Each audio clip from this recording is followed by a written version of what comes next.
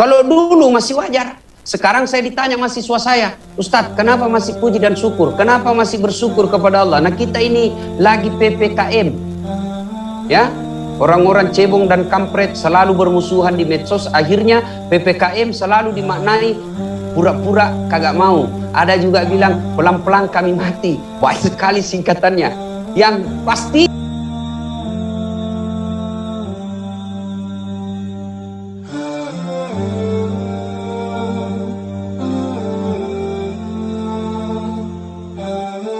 inilah seumur-umur saya ceramah menyampaikan beberapa sampai 10 yang terhormat.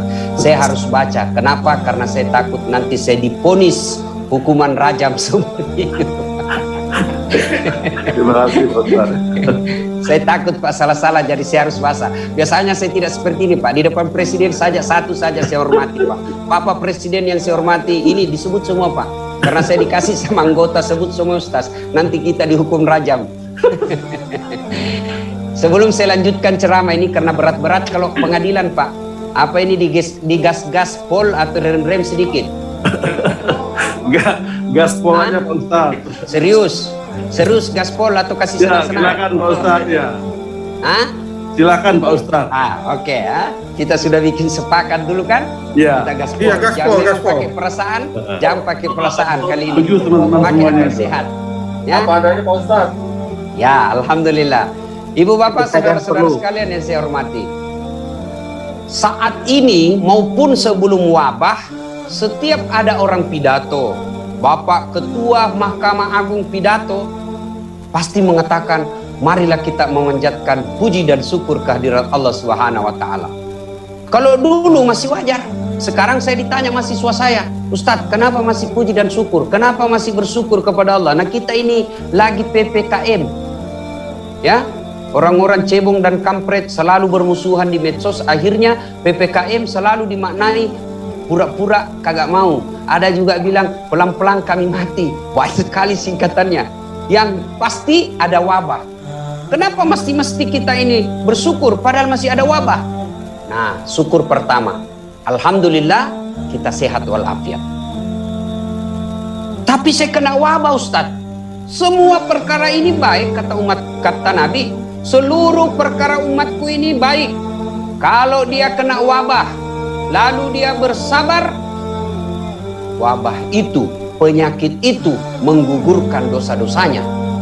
Tapi dia mati karena wabah Ustadz. Alhamdulillah, orang yang mati karena wabah, Nabi menjamin matinya senilai pahala syahid. Jadi saudara-saudaraku yang biasa saya ceramah, anak-anak hijrah, kamu kalau pergi bom rumah gereja, kamu pergi rumah-rumah ibadah yang lain, itu bukan kau mati syahid, kau mati konyol, mati jahat. Tapi kalau kau kena wabah dan kau yakini wabah ini adalah ketentuan Allah, takdir namanya qada dan qadar Allah, dan kamu bersabar atas musibah ini, wabah ini, maka matimu senilai mati syahid. Alhamdulillah. Apalagi yang membuat kita tidak bersyukur? Saya sehat kalau dia bersyukur, sehatnya menjadi pahala. Semua perkara umatku ini kata Nabi baik. Yang jadi tidak baik, sakit tidak sabar, sehat tidak syukur. Satu, kita bersyukur karena kita sehat walafiat. Yang kedua, kita bersyukur karena meskipun ada wabah, sampai detik ini tidak ada lingkup Mahkamah Agung atau di lingkup pengadilan kena PHK. Mana ada keterlaluan di sini kalau tidak bersyukur. Pegawai Garuda Indonesia ribuan yang di PHK. Lion Air sampai setingkat manajer dirumahkan. Kita pegawai negeri, apa kurangnya sekarang? Gaji tetap ada, honor, malah kerjanya enak. Apa kerjanya? Kerja dari rumah. Tidak enak kerja dari rumah Ustaz. Kenapa tidak enak? Ada istri suka ngomel Ustaz. Ini yang jadi lain lagi masalahnya itu. Ya kan? Ada juga itu. Kita sudah setengah mati dimarahi sama Pak Ketua. Sampai di rumah dimarah-marahi lagi sama istri. Dia kira barangkali ini perempuan enak jadi suami. Kok kira enak jadi suami? Di pengadilan kita timbang ini mana yang cocok, ini mana sudah diadili sebaik-baiknya, masih diserang sama yang tersangka, mau terdakwa, masya Allah. Sampai lagi di rumah kita dimaki-maki lagi sama istri. Di kantor, di pengadilan kita dipanggil yang mulia, yang terhormat. Sampai di rumah dimaki-maki sama istri kita yang tamatan SMA. Ya kira enak jadi istri, jadi suami. Nah, Bapak saudara-saudara sekalian, coba kita pegawai negeri. Alhamdulillah, mana ada. Tapi saya dirumahkan Ustadz. Alhamdulillah bekerja dari rumah lebih tenang. Ada anak kita bisa menyaksikan anak istri kita. Coba, apa kurangnya kita PNS, ASN ini paling bersyukur ada pandemi. Coba, cuma yang menjadi masalah, malasnya tidak mau hilang. Rapat, Zoom. Sudah rapat Zoom, masih terlambat juga, keterlaluan sampean. Beda orang Pak, kalau rapat di kantor kan harus datang, macet lah, habis bensin, kempes ban. Bapak Zoom meeting, masih terlambat juga muncul mukanya, keterlaluan. Seperti ini, Pak Ketua, Pak Dirjen ngajak kita acara rutin seperti ini, masih ada sekedar hadir. Yang penting absen, Fred. Masih ada juga hakim seperti itu. Diajak kebaikan, kamu tidak diajak setor, tidak diajak minta duit, diajak untuk dengar dakwah, masih juga ada setannya. Mana setannya? Ada namanya, orangnya tidak ada. Banyak pelaku-pelaku begitu di sini. Oh, dia kasih hilang videonya, namanya aja ada, supaya kalau dilihat sama dari Jakarta, oh ada dia. Padahal tidak ada orangnya. Yang ketawa, saya serius ini. Apa enggak keterlaluan kita ini? Mesti kita bersyukur Pak. Apalagi syukurnya? Karena kita sebagai lingkup pengadilan. Masya Allah. Bapak jalan-jalan deh ke masyarakat, ke pasar, ke warung kopi. Dengan bangganya itu Pak, disimpan di sini kita ID card. Pengadilan Negeri Jawa Timur, Pengadilan Tinggi Sulawesi Selatan, dipasang di sini, bangga kita, saya pengadil. Coba kalau Bapak Satpol PP mau pasang di sini, Satpol PP, oh Bapak balik, semuanya Pak balik, Bapak pengadil. Mana ada orang hebat di depan ke pengadilan?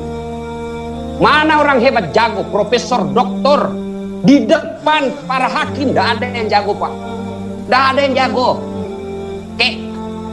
Dia bilang orang mati kutu, kalau orang di sini orang bilang mati kutu mana nih? Iya Pak Ketua, ya Pak ada Pak Hakim yang mulia. Mesti kita bersyukur. Bersyukurnya salah satu wujud nyatanya hadir kok kalau ada acara begini. Jangan cari muka. Diajak kebaikan masih juga malas.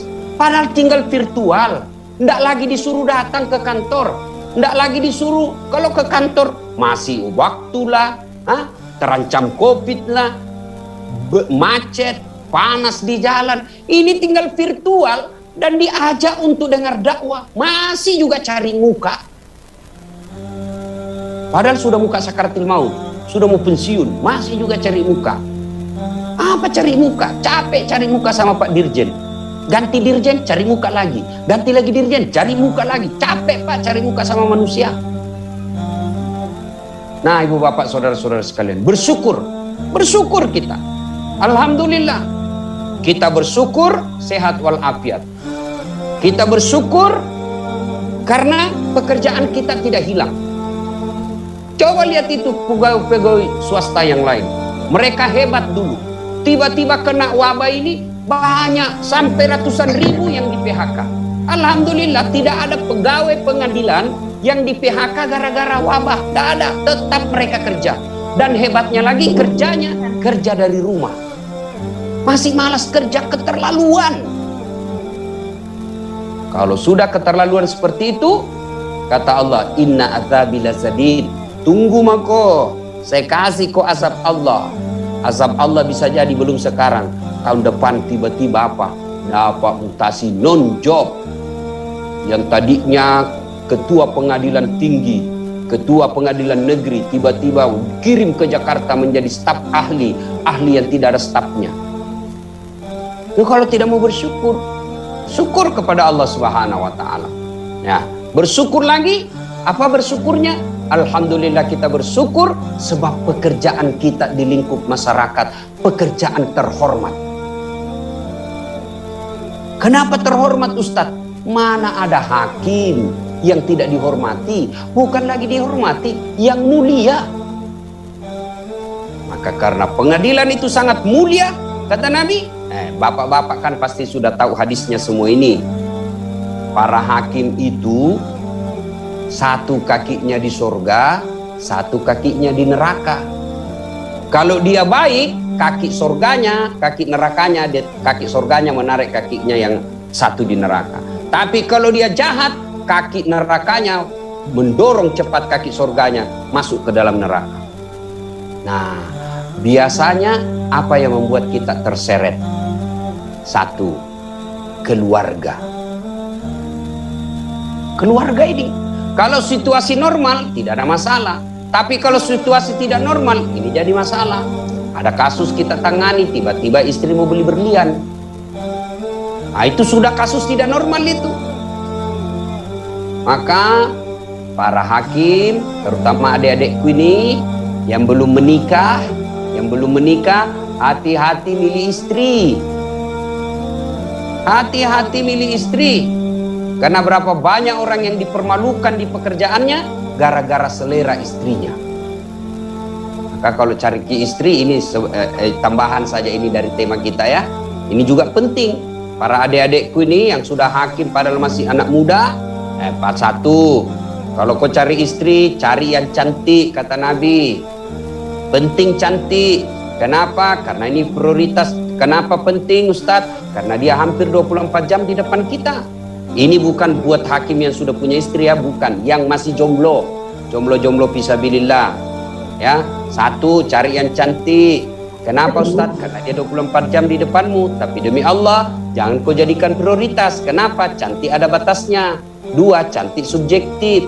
Cantik menurut orang lain belum tentu cantik menurut saya. Saya ditanya, Ustadz, siapa paling cantik di dunia? Pasti saya bilang istriku, mamanya cek. Bilang, istriku, Ustadz. Urusanmu. Urusan istrimu cantik. Menurut saya istriku yang cantik. Cantik subjektif. Yang kedua, cantik temporer. Cantik dia usianya waktu hakim muda masih usia 25 tahun. Begitu 70 tahun, berhenti cantik. Jadi kalau kau memilih istri karena cantik, maka siap-siap kau menjadi laki-laki playboy.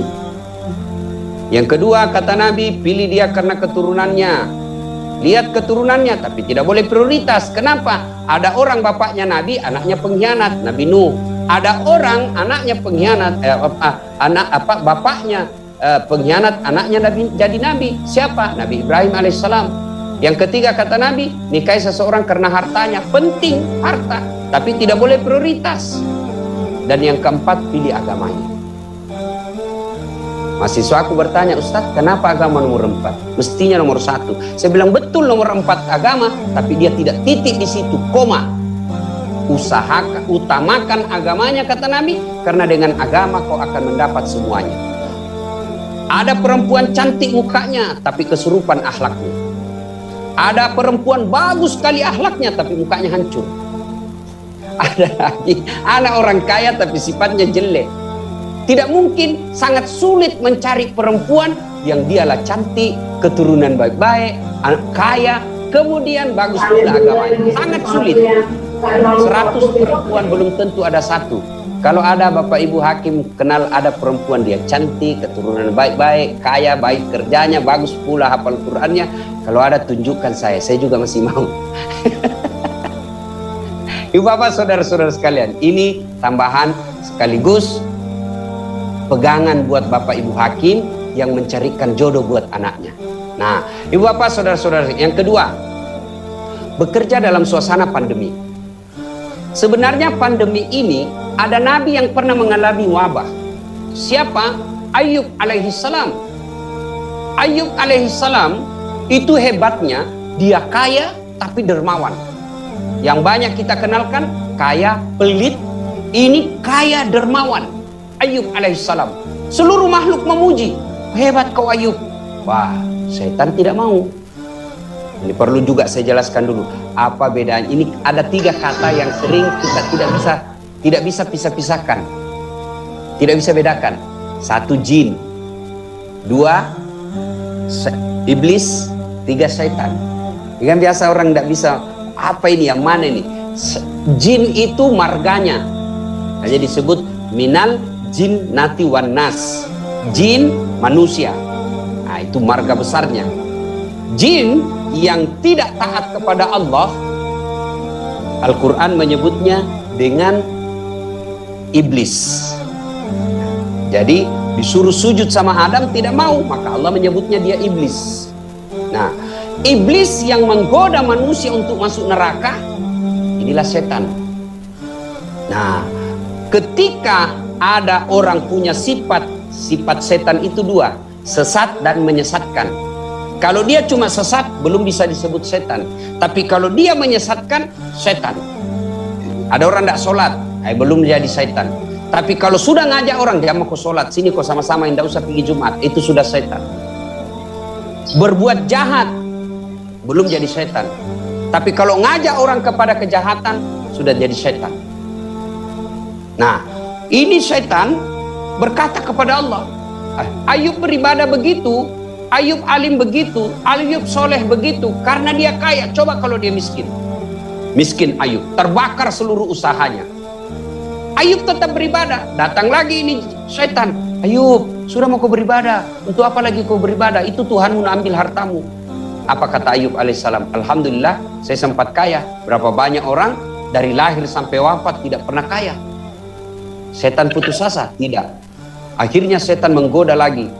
Dia uji lagi. Apa? Wafat anaknya Ayub alaihissalam. Wafat anaknya, datang lagi setan. Ayub, ngapain kau sembah Tuhanmu? Itu anakmu lagi diambil, hartamu sudah habis, sekarang anakmu lagi. Apa kata Ayub alaihissalam? Alhamdulillah, saya sempat punya anak. Berapa banyak orang dari lahir sampai menikah sampai sekarang sudah berpuluh tahun tidak punya anak. Saya alhamdulillah punya anak, anak titipan Allah. Allah mau ambil, silakan. Nah, ini yang mesti dipegang para hakim. Jabatan ini titipan Allah. Bapak lahir tidak langsung jadi ASN. Bapak lahir tidak langsung jadi eselon 2. Bapak lahir tidak langsung jadi eselon 4. Bapak lahir tidak langsung menjadi dirjen. Tidak ada, 0. Nah, Allah titip amanah ini. Kalau Allah mau ambil, sudah. Dekat pensiun tidak usah cemas. Apalagi namanya itu kalau sudah mau pensiun 1 tahun lagi. Masa PP, masa persiapan pensiun. Belum pensiun sudah stres. Belum pensiun sudah stres. 1 tahun dia stres. Aduh, kasihan saya ini PP, mas sudah persiapan pensiun. Alhamdulillah, memangnya bapak dari lahir sudah pejabat? Alhamdulillah. Saya sudah pensiun Ustaz. Alhamdulillah. Kok bisa alhamdulillah Ustaz? Berapa banyak kawan kita yang tidak sempat pensiun? Berapa banyak? Saya sudah pensiun Ustaz. Alhamdulillah. Berapa banyak kawan kita pensiun justru ketika pensiun kena kasus. Alhamdulillah. Hidup akan tenang kalau selalu membesarkan dan memuji Allah. Nah, Ayub begitu. Dia bilang alhamdulillah saya sempat sehat. Ya, dimakan seluruh tubuhnya Pak. Inilah yang wabah. Menurut ahli kedokteran, terutama ahli kulit, menurut mereka belum ada manusia yang seperti sakitnya Ayub alaihissalam. Seluruh anggota tubuhnya dimakan ulat. Melenting-lenting ulat dari pipinya, dari pahanya, hati dan lidahnya saja tidak dimakan ulat. Ini pipinya Pak, kelihatan pipi, giginya, karena habis tulang pipinya dimakan ulat. Sampai jijik. Orang mengusir Ayub alaihissalam. Kalau bahasa Bugisnya, masuk kau Ayub, mulai lagi matu. Keluar kau Ayub, nanti kau tularkan kami. Harta habis, anak wafat, sakit Pak, diusir lagi dari kampungnya. Keluar kau dari kampung ini, keluar kau dari kampung, nanti kau tulari kami. Keluar Ayub alaihissalam. Setelah keluar dan nginap di padang pasir, tidak ada rumah, dia hanya bikin tenda di tengah padang pasir Pak. Istrinya mengeluh, Pak, berdoa kau, kamu kan nabi, berdoa. Apa kata Ayub alaihissalam? Saya malu berdoa kepada Allah. Kenapa? Saya baru sakit 16 tahun. Lebih 80 tahun saya sehat. Saya malu berdoa kepada Allah. Ayub alaihissalam 16 tahun sakit. Kita baru hampir 2 bulan. Waduh, ngeluhnya minta ampun. Kenapa begini? Kena COVID, capek sudah saya Tuhan. Dia bilang malaikat Allah, sudah, karena dia sudah capek malaikat sekali cabut nyawanya. Ayub alaihissalam, istri mengeluh, ya Rasulullah, kamu kan Nabi, berdoa kau kepada Allah supaya Allah cabut ini penyakitku. Apa kata Ayub? Saya malu dek, malu. Akhirnya apa? Istrinya juga tinggalkan Ayub alaihissalam. Bayangkan, lagi sakit di tengah padang pasir, lagi berduka anak ditinggal, bangkrut pula, ditinggal pula sama istrinya. Ada istri begitu Bapak kenal? Mudah-mudahan bukan istri di rumah. Ada juga itu perempuan, begitu kita sudah MPP, waduh hilang juga cintanya, mulai kasar. Begitu sudah tua suaminya, lagunya sudah bukan lagu-lagu romantis. Dulu waktu masih kita jadi kepala ketua pengadilan, dia kalau nyanyi istri kita apa? Bila kamu di sisiku, hati rasa syahdu. Waduh, sekali istrinya sudah pensiun, ini suami bukan istri, ini suaminya yang jahat. Suaminya sudah mulai pensiun, istrinya sudah pensiun, ya dia menyanyi lah, dia kasih tidur-tidur istrinya di pahanya sambil menyanyi. Bila Israel datang menjemput. Nah, Ayub alaihissalam ditinggal istrinya. Lalu Ayub alaihissalam berkata, pergi mako. Tapi ingat, kalau kau pulang lagi nanti, saya cambuk kamu 100 kali. Pergi istrinya. Ayub alaihissalam tidak pernah mengeluh. Subhanallah, Allahu Akbar. Ayub alaihissalam tidak berkata, ya Allah, kenapa kau kasih sakit saya nabimu. Ya Allah, sembuhkan penyakitku. Tidak. Ayub hanya selalu memuji-muji Allah. Dan doanya hanya minta kepada Allah, bukan minta disembuhkan. Ya Allah, jangan pula lidah dan hatiku dimakan ulat. Kalau lidahku dimakan ulat, bagaimana aku menyebutmu? Kalau hatiku dimakan ulat, bagaimana aku mengingatmu? Lalu Allah menyampaikan kepada malaikat Jibril, Jibril, kau lihat itu hambaku, begitu taatnya dan begitu sabarnya menghadapi ujian dariku. Jibril, kau turun hentakkan kakinya Ayub alaihissalam di pasir. Hentakan kakinya Ayub di pasir, dengan izin Allah keluar air, nyumrat air seperti sejarahnya air Zam-Zam. Lalu Ayub alaihissalam diperintah, buka bajumu Ayub. Dia buka bajunya Ayub, tempelkan ke air itu. Setelah itu usap seluruh tubuhmu yang kena wabah itu, dengan izin Allah sembuh Ayub alaihissalam. Setelah sembuh, datang lagi istrinya. Bang, maafkan saya hilap bang. Kalau saya istri begini Pak, saya bilang, oh iya, saya maafkan kau, tapi mohon maaf, sudah ada istriku yang baru. Tapi Ayub alaihissalam tidak. Saya maafkan kau sayang. Tapi ingat, waktu kau tinggalkan saya bilang ku cambuk kotor, ya, sekarang saya hukum kamu. Ayub alaihissalam mengambil lidi 100 helai.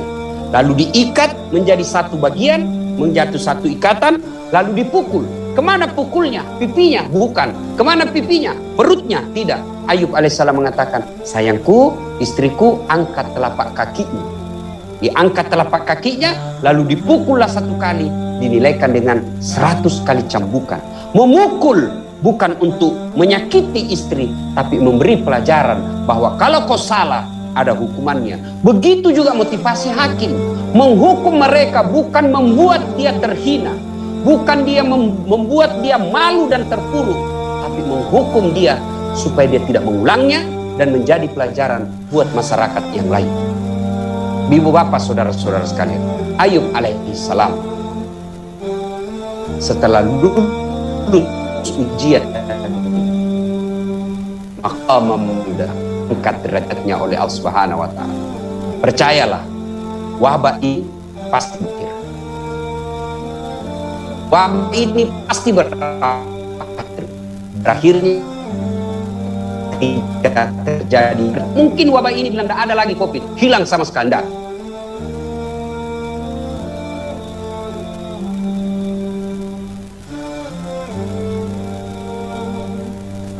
Tubuh kita sudah beradaptasi sehingga virus itu tidak mematikan. Hanya dengan tahun 1800-an, 100 tahun yang lalu yang kita kenal dengan virus Spanyol mematikan jutaan manusia. Flu sampai sekarang ini masih ada di tengah-tengah kita. Tapi karena zaman kecil kita diimunisasi, flu itu tidak lagi mematikan karena sudah ada yang bisa melawannya ketika masuk ke tubuh. Begitulah mestinya melawan virus ini dengan kita semua vaksin massal. Alhamdulillah. Tapi lain kali kita bahas soal vaksin. Sekarang ini saya dicap sebagai ustadz penjual vaksin. Bapak lihat sendiri dari semua ustadz-ustadz yang viral, hanya Dasat Latif yang kampanye vaksin. Nah, saya dituduhlah ustadz plat merah, tidak ada urusan. Ustadz penjual obat, saya bilang, saya membersihkan toilet pun saya lakukan, yang penting kemaslahatan. Nah, ibu bapak, saudara-saudara sekalian. Berikutnya, ada yang bertanya, Ustadz, kita selama wabah ini kan kerja berat. Pakai masker berlapis. Ya? Mau juga memutuskan agak susah karena pengadilannya virtual. Ya, tentu beda ketika saksi ataupun terdakwa kita dengar langsung, jaksa dan jaksa dan pengacara kita dengar langsung daripada secara virtual. Berat ini Ustaz. Berat, kita takut memutuskan salah karena ini menyangkut nasib orang akan ke depannya. Tidakkah semakin berat pekerjaan, semakin tinggi nilainya di sisi Allah? Para pegawai pengadilan di sini, Bapak kalau mau jadi hakim kan dites dulu Pak. Bapak mau jadi eselon kan ada jenjang-jenjangnya. Mau menjadi dirjen ada jenjangnya, tidak ujuk-ujuk langsung jadi dirjen. Tidak, ada jenjangnya, ada ujiannya. Diuji dulu kompetensinya. Kenapa? Jangan sampai dia menjadi kepala pengadilan beleng-beleng. Lain ditanya, lain dijawab. Nah, itu ada ujian. Maka Allah menguji kita. Untuk apa? Maqaman mahmuda. Kata Allah, saya mau angkat derajatmu. Nah, samping itu kita berdoa. Ada yang bilang, Ustadz, saya ini berdoa sudah lebih 1 tahun. Dengar, ada orang berdoa. Mengeluh dia. Nabi Adam alaihissalam diusir keluar dari sorga karena makan buah khuldi. Terpisah dengan istrinya. Adam dilempar ke Irak, Hawa dilempar ke India, negara India dan Irak sekarang. Mereka saling mencari. Mereka berdoa antara Adam dan Hawa, ya Allah pertemukan suami saya. Kata Hawa, ya Allah pertemukan istri saya. Kata Adam, berapa tahun baru Allah kabulkan? 200 tahun. Di mana dipertemukan? Di Saudi Arabia, tepatnya di Padang Arafah, tempat Jabal Rahmah yang ada tugu kasih sayang itu. 200 tahun baru Allah kabulkan. Nabi Zakaria meminta kepada Allah, ya Allah berikan saya keturunan. Usia 21 tahun mulai berdoa. Berapa umurnya baru Allah kabulkan? 80 tahun. Bayangkan, lebih dari 60 tahun berdoa. Nabi Musa alaihissalam, ya Allah lindungi Bani Israel. Berapa tahun baru Allah kabulkan merdekakan dari Fir'aun? 60 tahun lebih. Nabi Muhammad sallallahu alaihi wasallam berdoa kiblat Mekah, lalu Allah pindahkan kiblat di Palestina. Nabi berdoa, ya Allah pindahkan kiblat kami kembali, jangan di Palestina tapi pindahkan kiblat kami ke Mekah. Berapa tahun baru Allah kabulkan? 18 bulan. Coba, itu para nabi kekasih Allah, ada namanya dalam Quran, dilantik dan berdialog langsung dengan Allah, dilantik bertemu langsung dengan malaikat Jibril. Mereka berdoa puluhan tahun baru dikabulkan, bahkan ada yang ratusan tahun. Kita berdoa pagi mau dikabulkan besok. Padahal itu kan tipu. Mana? Pasti suka makan uang haram. Mau berdoa pagi besok dikabulkan. Berdoa ikut tes, ikut ujian, mau jadi kepala pengadilan, tidak lulus. Ya Allah kenapa begini? Siapa kok? Pasti Allah coba, pasti Allah uji. Dan ingat, ketika kita sudah berdoa, ternyata apa yang kita minta tidak dikabulkan Allah, percaya itu yang terbaik. Ya Allah, mudah-mudahan saya bisa beli mobil. Kok sudah 2 tahun jadi ketua pengadilan tidak bisa beli mobil? Allah tahu kalau ada mobilnya Bapak pakai selingkuh. Biarlah kau tidak punya mobil supaya kau setia sama istrimu. Ya Allah, kok tidak bisa mobil? Allah tahu kalau ada mobil tabrakan dari Maros ke Makassar. Allah tahu. Allah tahu yang terbaik buat kita. Sering-sering saya contohkan. Tamat SMA, saya daftar akabri. Mau jadi penerbang. Tes fisik Jalan Garuda depan kantor Pertamina Makassar, tidak lulus. Kenapa? Ceper. Tidak cukup tinggiku. Saya protes kepada Allah waktu itu. Ya Allah, kenapa kau lahirkan saya dalam keadaan pendek? Kau tidak rugi jadi Tuhan kalau saya jadi akabri tentara. Temanku lulus padahal nilainya tidak pernah di atas saya. Sekarang dia di Polda Sulbar. Reserse bunga 1, kompol. Reserse pakai baret merah. Saya Allah luluskan saya jadi ustad pakai baret putih. Alhamdulillah, dengan baret putih yang saya pakai, mulai baret hitam sampai baret merah, ku caramai kau semua. Apa? Allah kasih yang terbaik. Gempa datang Kapolri, Pak Jenderal Sigit, saya mendampinginya. Kapolri hormat sama Pak Ustadz. Itu temanku yang lulus waktu itu, dia hormat sama saya. Allah kasih yang terbaik. Jangan sangka buruk. Kalau Bapak sudah tes, melakukan tupoksinya dengan baik, mau jadi ketua pengadilan, pengadilan tinggi, pengadilan, tidak Allah kabulkan, percaya bukan itu yang terbaik. Hakul yakin. Kenapa temanku itu baru 4 tahun pegawai sudah dipromosi? Betul dia 4 tahun, ibu 5 tahun, ibu 7 tahun, dia baru 2 tahun dipromosi. Betul 2 tahun tapi otaknya Pentium 4, cepat loading. Gambarnya jelas, jaringannya kuat. Ibu bapak sudah 8 tahun jadi tapi otaknya Pentium 1, lambat loading. Disuruh bikin surat sama ketua, apa Pak? Sudah Pak. Mana? Tinggal di print. Belum sudah namanya itu. Ada juga itu pegawai dongo-dongo begitu, belim-belim. Siap. Keterlaluan mereka, sudah ada contohnya. Sudah ada memang pegawai begitu. Pegawai negeri selalu honor nakasi, kerja honor, orang-orang magang di kantor. Kalau itu terus kau lakukan, kapan peningkat kualitas dirimu? Ini karena mereka bekerja cari muka. Coba kalau dia bekerja untuk memperbaiki dirinya, bukankah memperbaiki diri adalah ibadah? Maka dia bekerja dengan baik. Contoh kedua, tamat saya juga, gagal saya kabri, daftar lagi fakultas kedokteran. Demi Allah 3 kali saya ikut SNPTN waktu itu Pak, saya mau jadi dokter. Tes pertama tidak lulus. Waduh, malah saya lulus sastra. Kok bisa ini? Berat. Tes lagi kedua, tidak lulus lagi. Tes ketiga kali, tidak lulus lagi. Malah saya lulus komunikasi. Waduh. Saya tahu hikmahnya waktu itu. Saya pulang kuliah, terjadi tabrakan. Depannya Universitas Islam Makassar. Dulu namanya Al-Ghazali, perintis kemerdekaan. Tabrakan. Saya turun tolong. Berceceran darah di aspal. Dia yang tabrakan, saya yang pingsan. Kenapa? Ternyata saya tidak bisa lihat darah. Sampai detik ini. Saya lihat saja di grup-grup WhatsApp kalau ada yang tabrakan, itu langsung kayak mau muntah saya. Seolah-olah Allah berkata, Dasat, bagaimana kau jadi dokter, kau tidak bisa lihat darah. Alhamdulillah. Temanku yang lulus waktu itu, tugas di Kepulauan Aru sekarang. Sebelum Covid, mulai barang saya telepon, sebelum ada wabah. Dok, pulang kok? Tidak. Kenapa tidak pulang?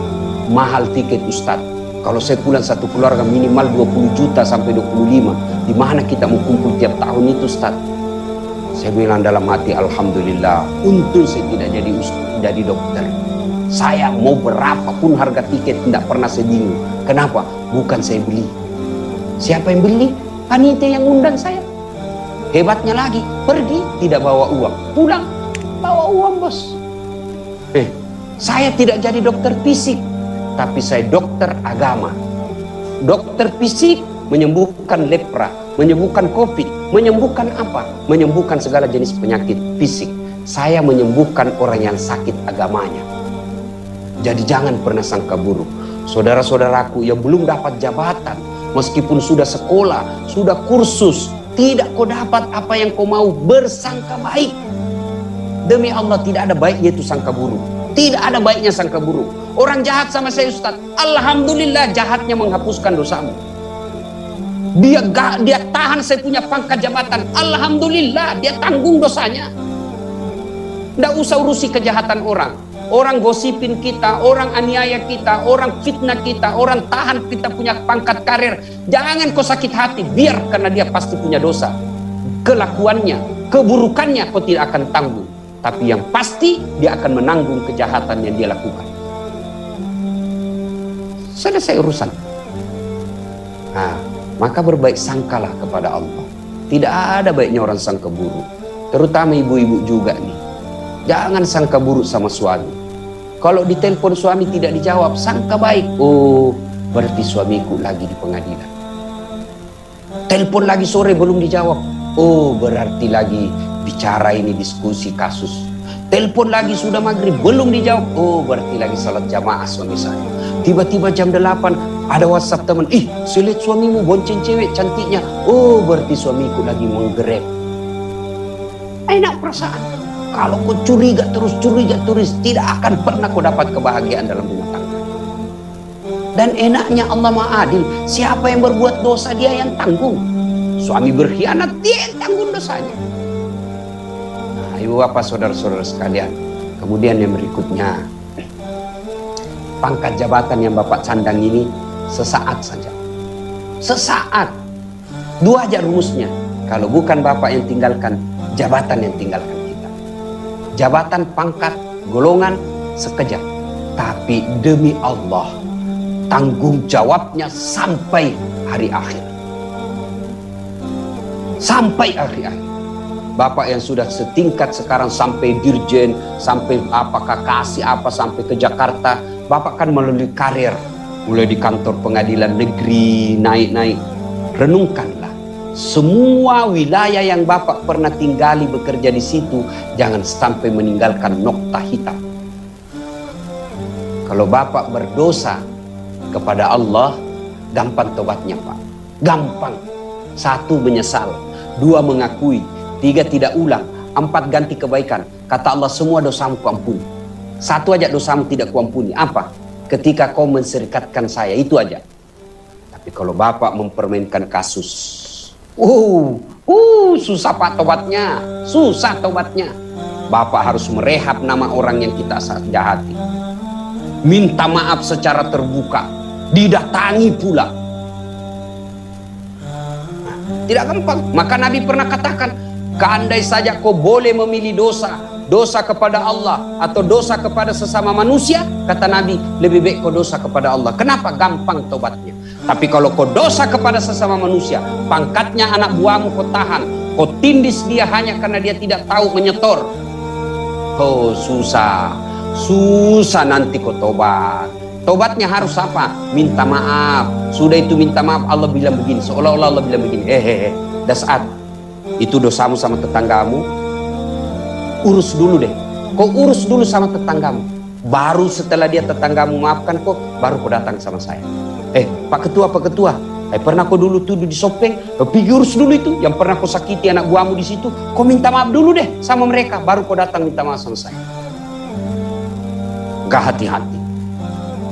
Nabi pernah berkata, atadruna manil muflis? Saudara-saudara sekalian, kau tahu yang bangkrut nanti di akhirat? Siapa yang bangkrut? Yang tidak sholat, dia sholat. Yang tidak puasa, dia puasa. Yang tidak haji, sudah haji, tiap tahun dia umroh. Yang tidak bayar zakat, semua zakatnya dibayar. Kalau begitu siapa yang bangkrut ya Rasul? Nabi menjawab, jarusu wa khati'ur rahim, tetangga yang jahat sama tetangganya dan memutuskan tali persaudaraan. Dan biasanya memutuskan tali persaudaraan di kantor itu karena kedengkian. Dengki melihat anak buahnya naik, dengki melihat temannya ya putus persaudaraan. Nah, ibu bapak saudara-saudara sekalian, saya penekanan bukan pada pandemiknya, penekanannya adalah jabatan, pangkat, kepercayaan yang negara dan rakyat berikan kepada bapak, itu tanggung jawab. Memang enak jadi pejabat Pak, memang enak jadi dirjen, memang enak jadi ketua pengadilan negeri dan tinggi, enak. Dengan jabatan kita gampang dapat uang. Dengan jabatan gampang kita punya teman banyak. Dengan jabatan kita dapat status sosial. Tapi ingat, dengan jabatan itu pula tanggung jawabnya sangat besar di akhirat kelak. Beruntung orang yang punya jabatan, tapi merugi kalau tidak memudahkan dirinya masuk surga. Saya ceramah saja Pak, ceramah saja. Jangan minum hamar, jangan rampok. Orang bilang, urusanku Ustaz, mau masuk neraka atau surga aku selesai kok. Orang Makassar bilang, tidak ada. Tapi kalau Bapak ketua pengadilan, bisa pakai kekuatannya Pak, untuk memperbarui orang. Ketua pengadilan tinggi, sholat berjamaah duhur, Assalamualaikum warahmatullahi. Assalamualaikum warahmatullahi. Selesai salat langsung dia bilang, Tidak pernah juga saya dapat itu kasih ini, sebut salat duhur di sini. Ajudan langsung telepon, Pak kasih. Dia cari ke Pak Ketua. Besok belum duhur, lagi 30 menit duhur sudah ada di masjid, Pak. Itulah hebatnya punya pejabat. Itulah hebatnya punya kuasa. Itulah hebatnya punya jabatan. Maka keliru ketika jabatan itu tidak memudahkan kita masuk ke dalam surga. Keliru seorang hakim apabila tidak memudahkan status dan profesinya, memudahkan dia masuk surga. Tentu untuk mencapai itu setan berkeliaran. Setan itu bisa berupa teman, setan itu bisa berupa istri, setan itu bisa berkeluarga dekat. Karenanya saya menyarankan kepada para yang hadir di tempat ini, jangan lupa selalu berdoa kepada Allah. Allahumma arinal haqqa haqqa warzuqna tinaba wa arinal batila batila warzuqna tinaja. Ya Allah, tunjukkanlah yang hak adalah hak dan berikan kesanggupan kepada saya melaksanakan yang hak itu. Tunjukkan yang batil adalah batil, berikan kesanggupan dan kemampuan untuk menghindari kebatilan itu dan memerangi kebatilan. Kalau Bapak setiap sholat berdoa seperti ini 5 kali Bapak minta, masa Allah tidak kabulkan?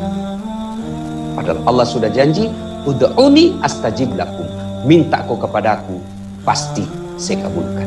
Ibu bapak saudara-saudara sekalian, inilah tausiah kita pada taklim kita kali ini. Mudah-mudahan ada manfaat. Terima kasih sebesar-besarnya penghargaan, semulia-mulia penghormatan dan penghargaan kepada keluarga besar Mahkamah Agung Republik Indonesia. Saya Dasat Latif mendoakan kepada Bapak Ibu semua, semoga selalu dalam lindungan Allah Subhanahu wa taala, karena Bapak inilah yang dipilih Allah Subhanahu wa taala menjadi penegak keadilan di bumi Republik Indonesia.